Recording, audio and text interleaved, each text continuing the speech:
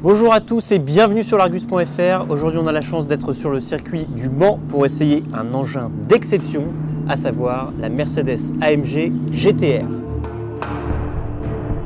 Alors la GT-R par rapport à la GT-S, qu'est-ce que c'est? C'est un V8 qui passe de 510 à 585 chevaux. C'est une boîte raccourcie et encore plus rapide, des voies et une carrosserie élargie, un poids réduit de 15 kg avec un toit et des ailes en carbone, mais aussi un train arrière monté sur rotule et des roues arrière directrices, et enfin une aérodynamique améliorée avec des lamelles actives ainsi qu'un soubassement en carbone. Mais assez de blabla, le mieux ça reste de vérifier tout ça sur la piste, et c'est ce qu'on va faire immédiatement.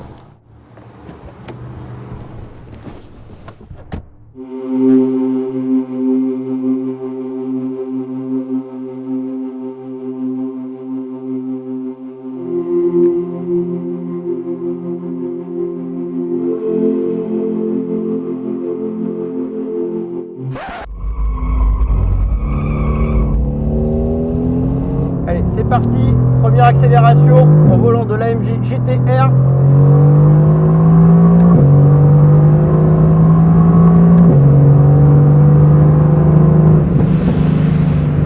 Je peux vous dire que c'est pas paresseux.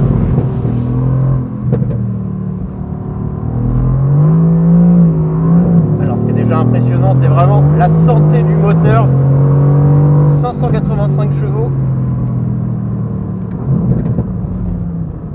Par rapport à la AMG GT-S, on a 75 chevaux supplémentaires et on a surtout un échappement qui hurle beaucoup plus. La sonorité à l'intérieur est assez incroyable, à la fois à l'accélération mais aussi à la décélération. On a vraiment l'impression qu'il y a des explosions dans le pot d'échappement. Voilà.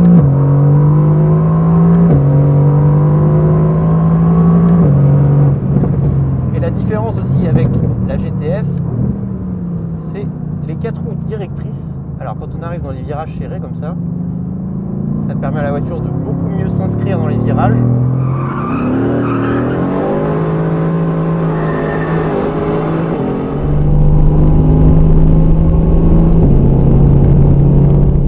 Voilà, dans un enchaînement un petit peu serré comme ça, normalement on a toujours besoin d'arriver un petit peu sur les freins pour charger l'avant et aider à tourner. Et là c'est pas le cas, il suffit de tourner le volant et l'auto file au point de corde. Alors on a aussi une petite nouveauté sur la GT-R, c'est un anti-patinage à 9 seuils d'intervention. Donc là je vais mettre à peu près en mode 5 ou 6, c'est-à-dire que l'anti-patinage est en position intermédiaire. Alors c'est bien un anti-patinage et non pas un anti-dérapage.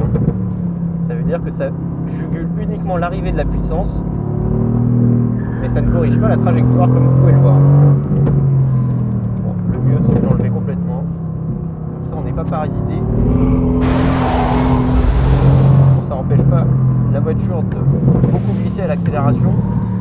Il n'y a rien de très anormal, il y a quand même 700 Nm de couple. Comme vous pouvez le voir, ça glisse bien. Alors c'est assurément une voiture qui plaira aux drifters.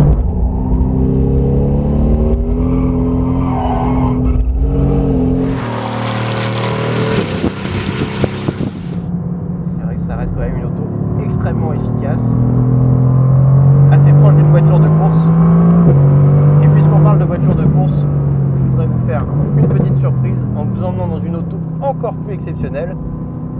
C'est tout simplement l'AMG GT3 de piste, et cette fois ce sera avec un vrai pilote au volant.